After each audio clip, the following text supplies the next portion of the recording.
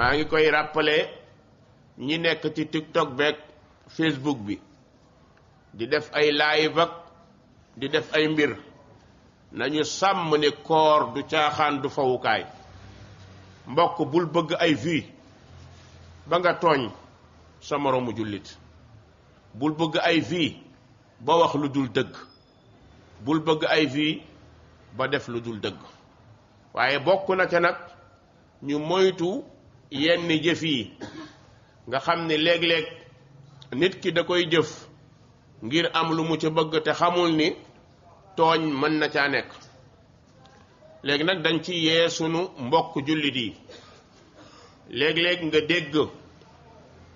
kenn ci nit ñi am propos yu mu def nga jàpp ni ki muy waxal diw la nga jël diw moomu génne photoom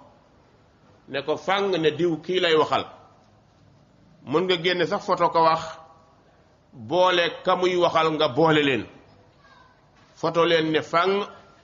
loo tey teg réplique de diw diw tontu na diw diw nangam na diw mu nekk ay expression yoo xamante ni expression yi la pour xëcc ci nit ñi ndax am na yenn propos boo ko dugalee miniaturé ko noonu def ci ay photo wala leneen day xëcc nit ñi pour ñu xool lan la propos yi wax